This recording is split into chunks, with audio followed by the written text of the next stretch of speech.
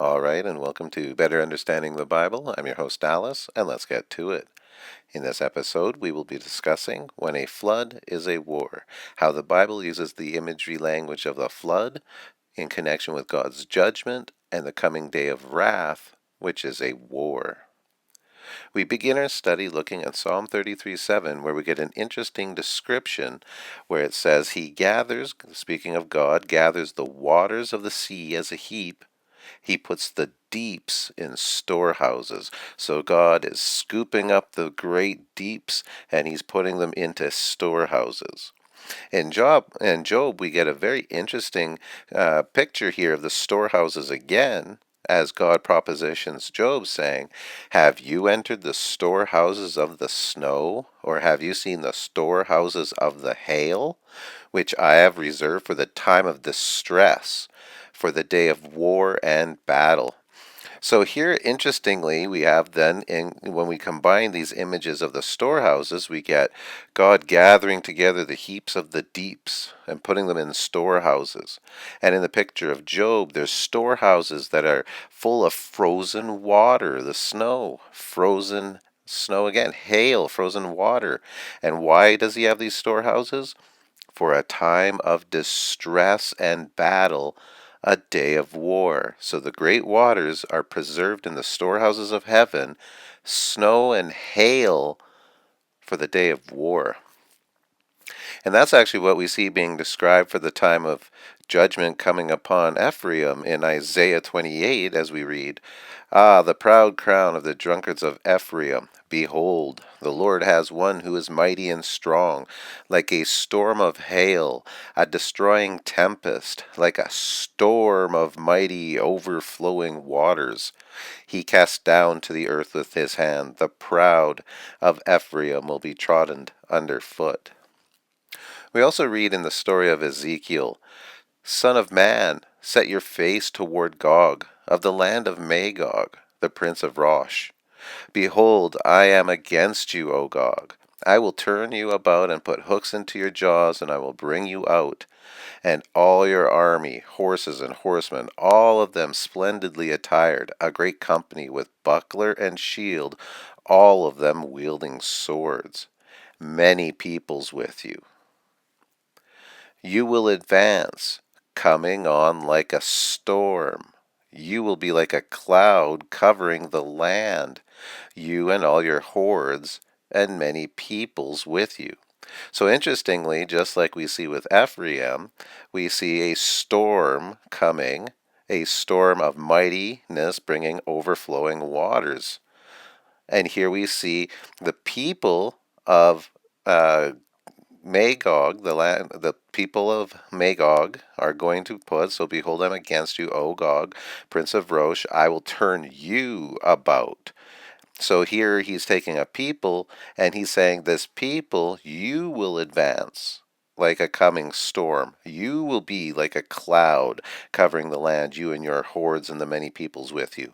It's a picture of God taking a people and preparing them to come on like a storm, but they're bringing a many peoples.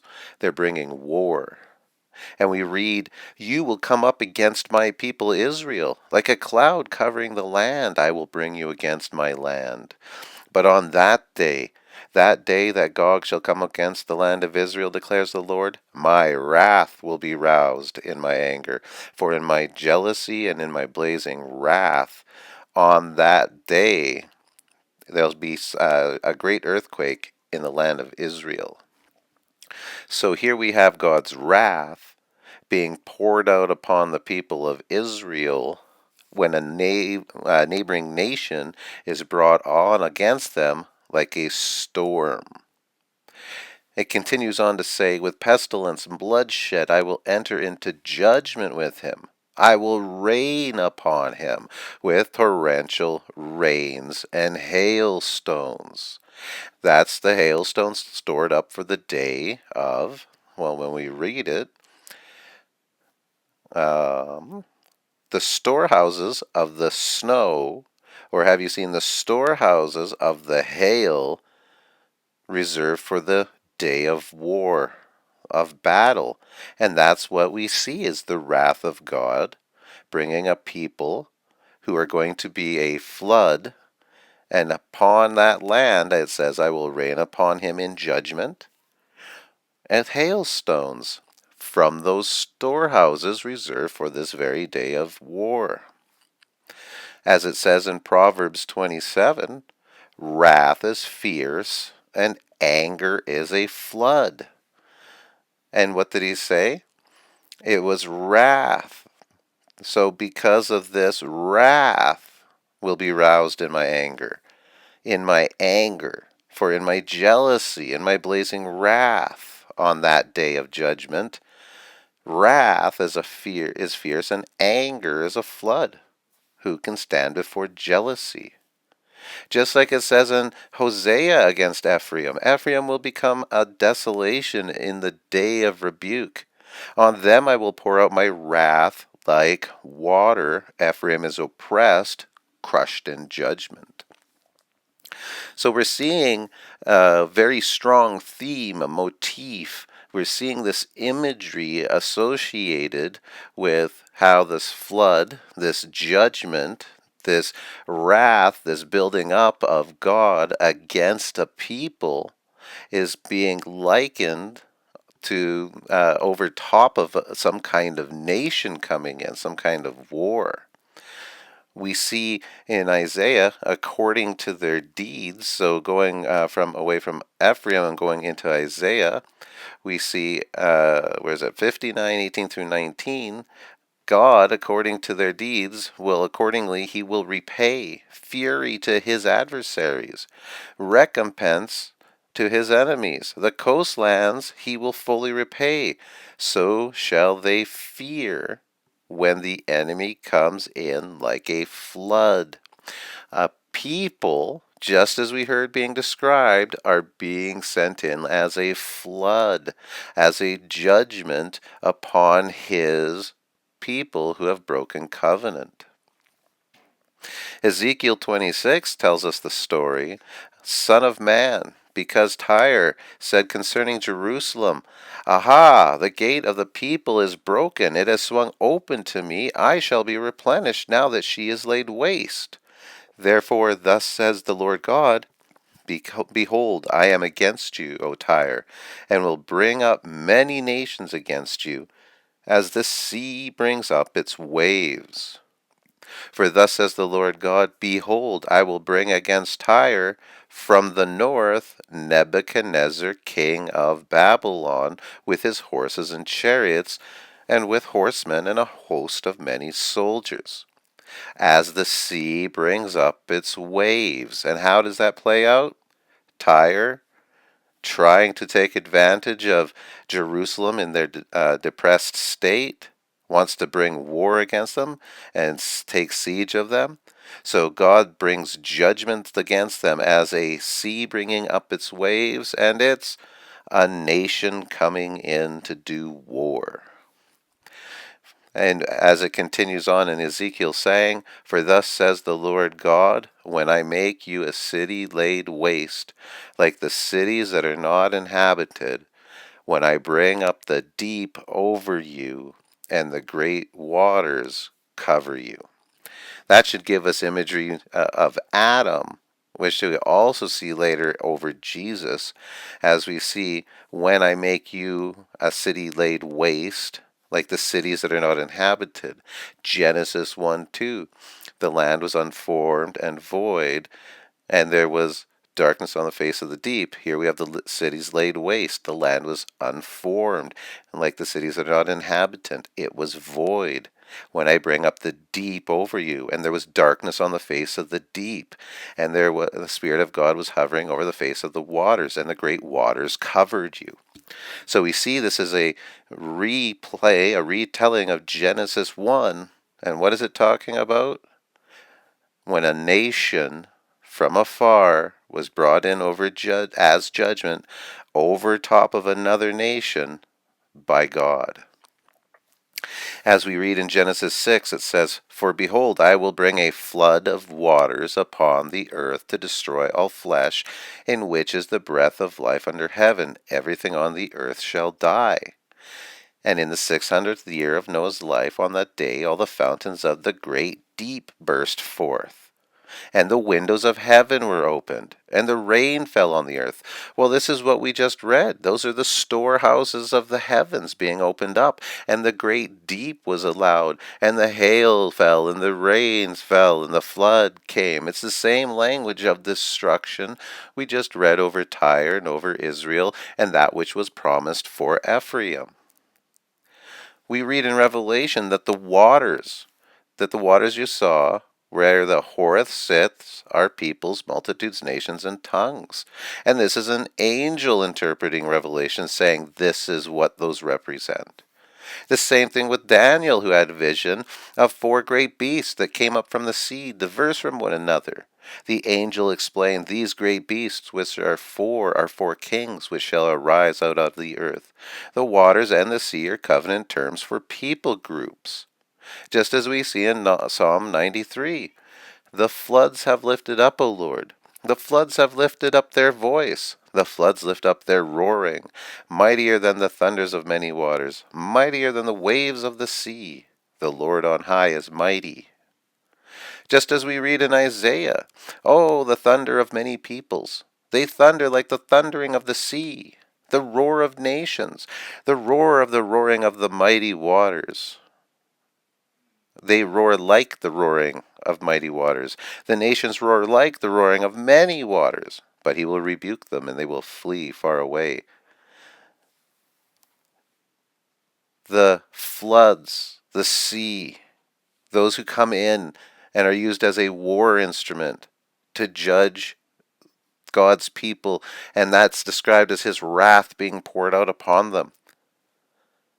As we read in Isaiah 8, "The wealth of Damascus and the spoil of Samaria will be carried away before the king of Assyria. Therefore, behold, the Lord is bringing up against them the waters of the river, mighty and many, the king of Assyria, and all of his glory.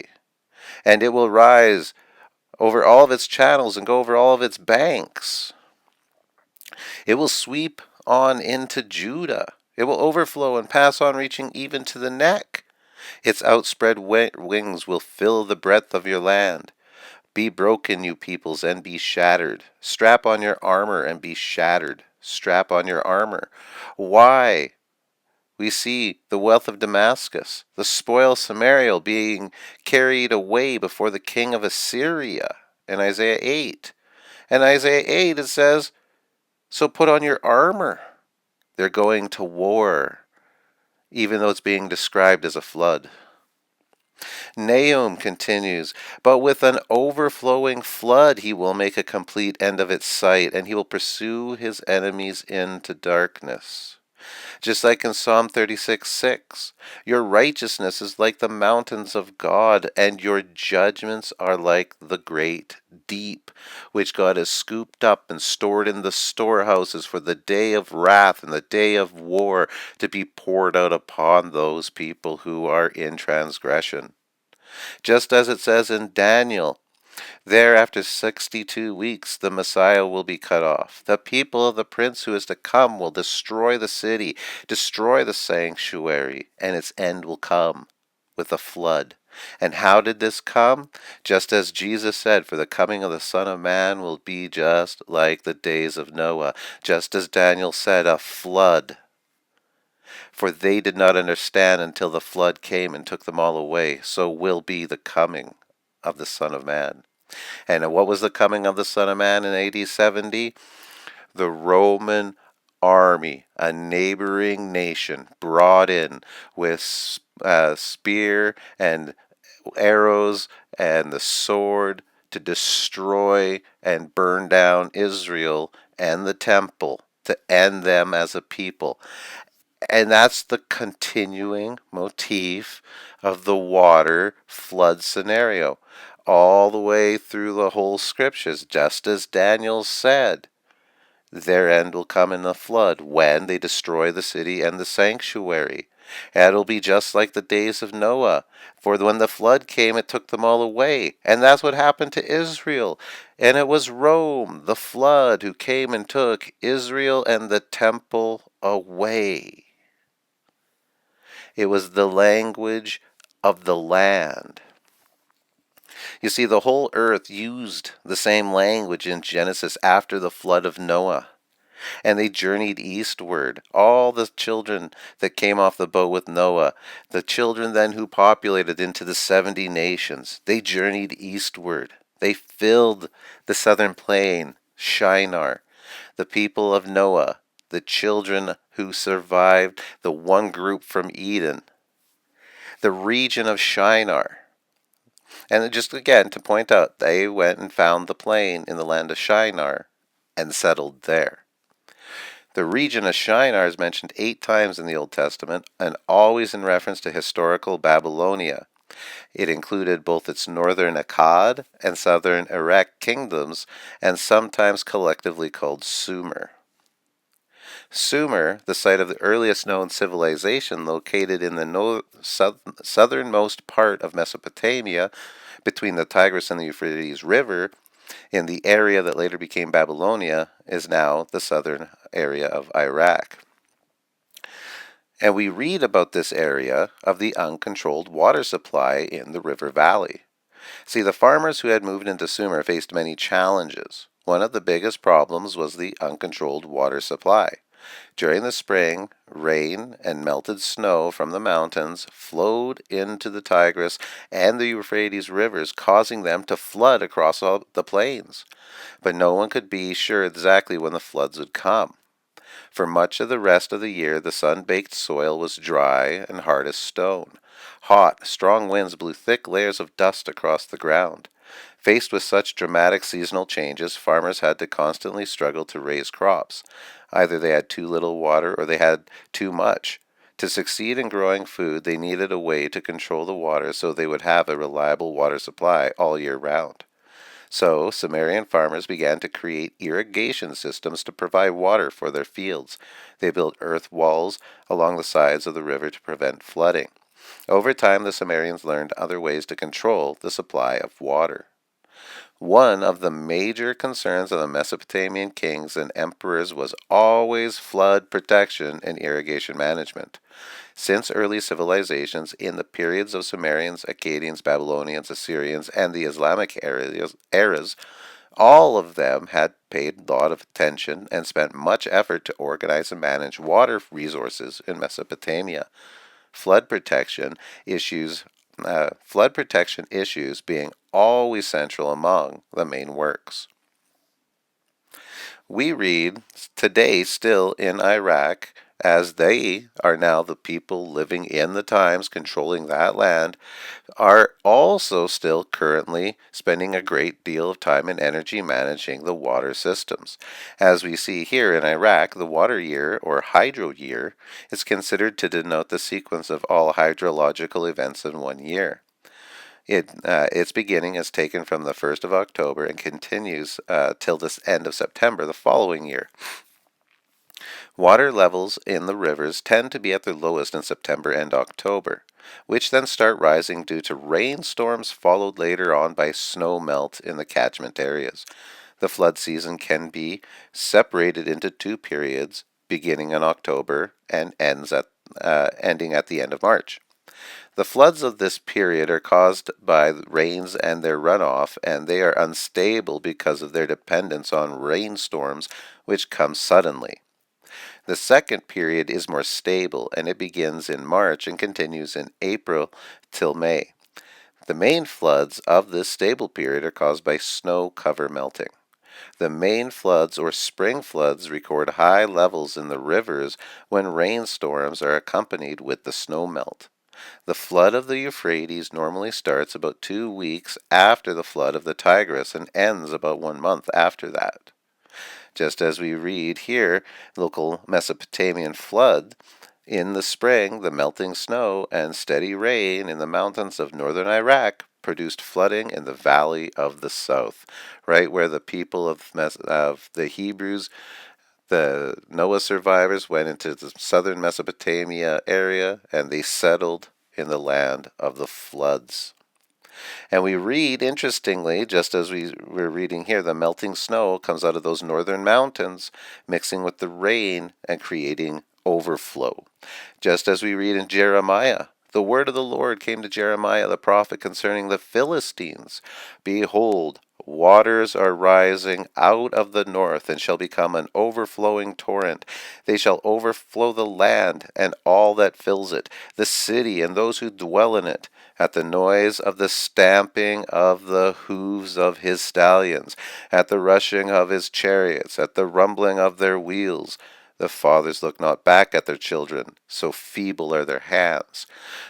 Out of the north comes the flood waters over the people in judgment. It's the same language repeating in the picture of the natural cycle of the water system, of the freezing of winter and the thawing into spring. We also read that earlier in Ezekiel when it was talking about how Tyre said concerning Jerusalem that the gates of the people were broken, and he was going to take advantage of this, and God was going to bring up the people against them as the sea brings up the waves. And it says, Behold, I will bring against Tyre from the north Nebuchadnezzar, king of Babylon, with his many soldiers, and the great deeps will cover you. Every year, God released the flood from the mountains in the physical land of southern Mesopotamia from the northern mountains. And some years it brought devastation, and some years it brought abundance. This was God's judgment, that every year God had determined through the natural process, through his selection, by releasing flood waters to take out settlements, to take out cities, to let those remain that do. Sometimes the flood would bring regenerative waters, bringing a bountiful growth to the land and a great regeneration and great produce and just a good year of harvest for the people and abundance for that time. But if it didn't come properly and the rains didn't come on time, it was a desert and you had nothing and you perished. So God's judgment, his floodwaters, were a part of the day-to-day living existence needs and expectations of the land that has been all the way from the recording of time to this current time dealing with those exact same issues. That worldview of understanding the mountains, the natural systems that God put within that system, and their worldview that God was behind those natural systems, that's the same worldview of God that's being applied by the Bible authors to the events of the people of Mesopotamia. So just as floodwaters would come down the mountains and wipe out people as God's judgment, well then a flood from the north was the wrath of God coming, which was God bringing a nation in war as judgment upon another. They were using the natural to describe the spiritual. If God's judgment was a flood coming down the mountains, going into the basin and to the lower plains and washing out the Hittites, then when a neighboring nation came up against another nation and wiped them out, it was likewise described as God's judgment in the language of a flood, because that's how God works. So they took the language of God in the natural and applied it to that which was to the people of God and their interactions around them.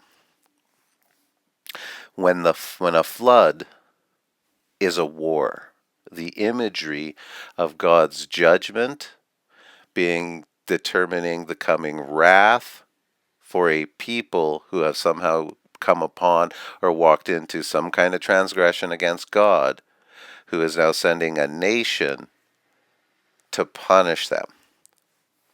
If you enjoy the work that I'm doing here on the channel and like to support me, feel free to do so by following the information provided on the screen.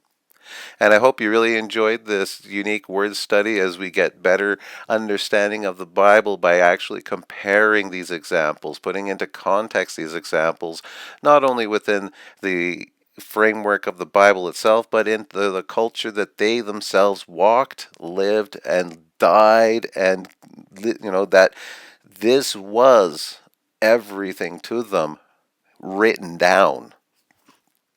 So to bring in their culture, their worldview, their day to day experiences, and to fold that reality into the way they speak, we need to do so because we can see clearly how the people of Mesopotamia took a look at the cycle of the freeze of winter, the deadening of all things, then coming the great unthawing and the flood release down into the basin plains, sometimes bringing death, sometimes bringing life. And they saw that same incident when Nation A was sent by God to destroy Nation B, wiping them out as a flood as well. I hope you've enjoyed the study, and we look forward to the conversation in the next one. Wherever you are, I hope this finds you well. God bless.